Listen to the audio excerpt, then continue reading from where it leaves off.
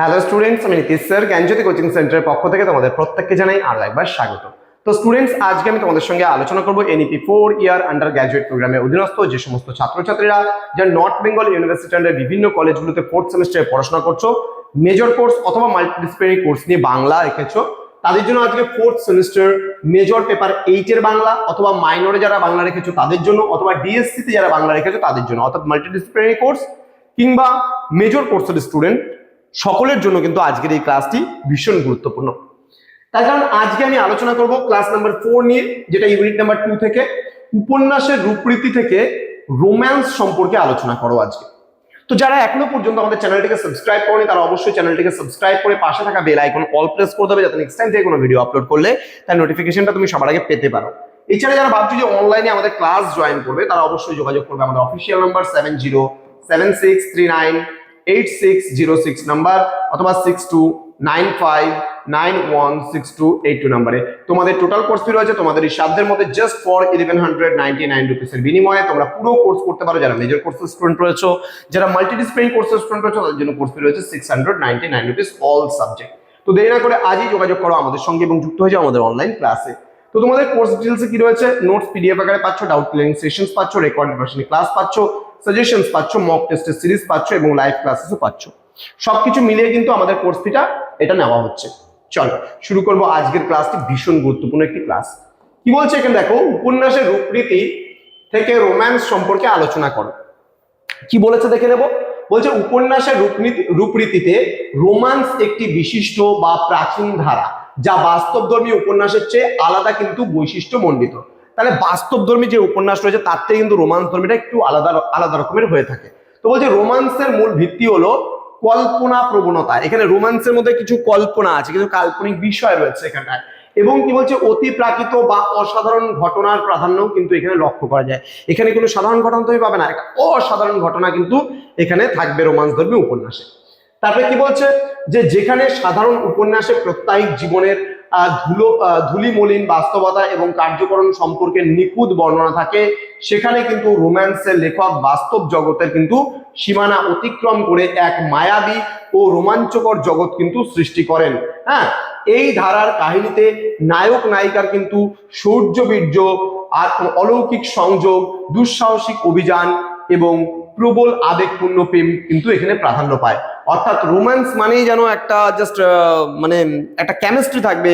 হ্যাঁ, একটা নায়ক নায়িকা যে হবে এখানে তাদের মধ্যে কিন্তু একটা আলাদাই কেমিস্ট্রি কিন্তু এখানে কাজ করবে। ঠিক আছে, ওকে। নেক্সট আমরা জেনে নেব কি রয়েছে।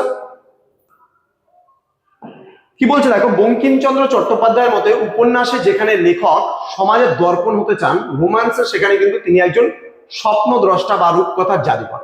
অর্থাৎ যেখানে বাস্তব উপন্যাসগুলোতে আমরা বাস্তবতার কাহিনী বা সমাজের বেশ কিছু কাহিনী আমাদের চোখে পড়ে বা নজরে আসে, আমরা সেগুলো দেখতে পাবো, কিন্তু যেগুলো রোম্যান্স ধর্মী উপন্যাস হবে সেখানে কিন্তু কল্পনার মিশ্রণ থাকবে।